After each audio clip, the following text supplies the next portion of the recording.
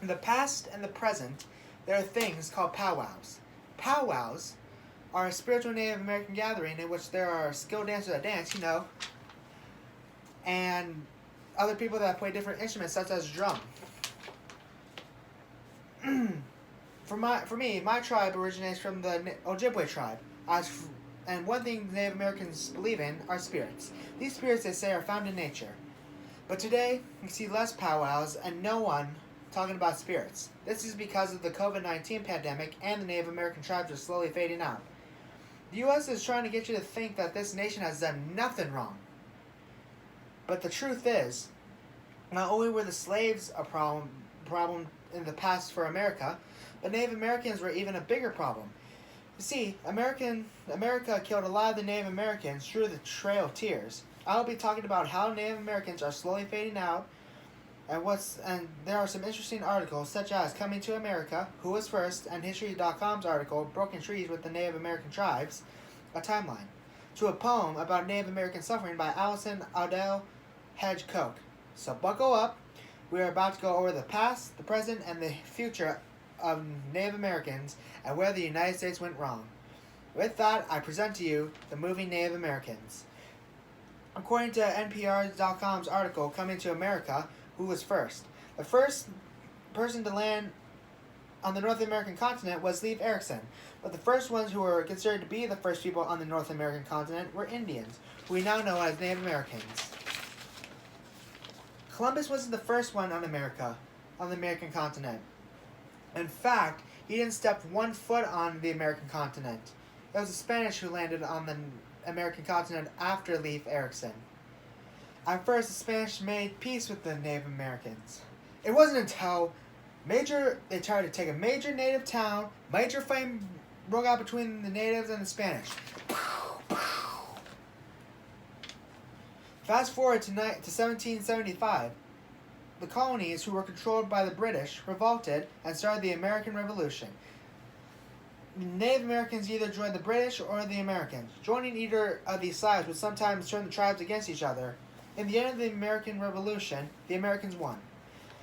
The Americans and the new U.S. government signed a bunch of treaties that promised the natives that they would get back some of their land. It would only be a matter of time before those treaties would be broken. The year is 1861. That means the American Civil War just broke out.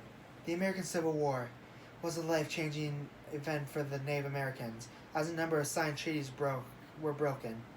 Many Native Americans were forced to live in the new America, in which many of them were killed through the Trail of Tears. According to History.com's article, Trail of Tears, the Trail of Tears was a life-changing event not only for Native Americans, but for white settlers.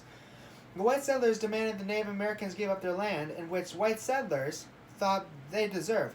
Beginning in 1830, Andrew Jackson signed a document that would force the Native Americans off their land and relocate them to the Indian Territory across the Mississippi River. This became a struggle to the natives as the U.S. government provided little to no help. As a result, 3,500 Native Americans, mostly those from Cherokee tribe, died, mostly from starvation. By the end of 1847, the Indian Removal Act was lifted, but it wasn't until 1877 is when the Trail of Tears ended. And it wasn't until 1924 is when Native Americans that were born in the U.S. were granted to be U.S. citizens and have the right to vote through the Snyder Act of 1924. Yay! Fast forward to World War II. The Pacific Theater changed the Native Americans for the rest of World War II. The U.S. were having a hard time trying to talk with code talkers because the Japanese were breaking almost every code the U.S. sent. There was only one type of code the Japanese couldn't break: code sent by Native Americans. Native American tribes, such as the Navajo tribe, talk in their own language, and the Japanese can never break their code. And that leads me to the next chapter, the present. Here is a poem by Allison Odell Hedge Koch about Native American suffering in the present. America, I sing back what you sung in you. Sing back the moment you cherished breath.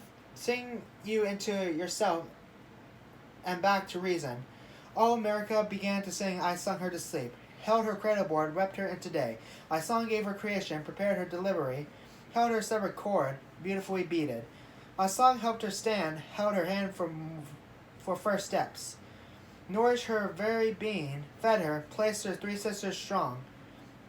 My song comforted her as she bowed my reason, broke my long-held footing sure, as any child might do. Lo, she pushed herself away, forced me to remove myself. I cried this country, my song grow roses as each year fall. My blood vein rivers, painted pipestone quarries, circle canyons, while made herself mad and fine. Oh, but here I am, here I remain, high on each and every peak. Carefully rumbling her great underbelly, prepared to pour forth singing.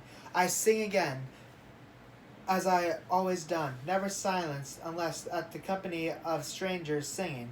Exotic face, polite response, polite while dancing deep, polite. Mother of her world, sister of myself. When my song sings aloud again, when I call her back to cradle, call back to peer into waters, to behold herself in dark and light. Day and night call her to sing, call her to mature, to envision. Then she makes herself over, and my song makes it so. When she grows far past her self-considered purpose, I sing back to her. Sing her back, I will sing all I will do. America, I sing back what you sung in you. And now the last chapter of the story, the future. The number of Native Americans is down to 6.79 million in the U.S. and is continuing to drop. Now 6.79 million may seem like a lot to you, but if you look at the current 331.449 million in people in the U.S., that number doesn't seem so big now, does it? But now the population of Native Americans has increased to 9.5 million, but that may not last for long. So why? Why is this so important to you? It is important because if you look back at this so-called beautiful country, you can see this country did a lot of bad stuff to not only the Native Americans, but to other groups as well. So if your kid is a Native American, then spend every moment you have with them. Because like I said before, the Native American population is dying down. But now the U.S. government is trying to help the Native Americans, and it's far too late for that. The damage is done, and us Native Americans have to now face the fact that we just want to fit in, and we just want to give peace to this country, that the U.S. didn't take it that way. And that's why the Native Americans are dying out. What began as a happy life for the Native Americans, then turned into a continuous fight with the U.S. government, to now, the fall of the Native Americans. The drums, the powwows, every Native American tradition is fading away.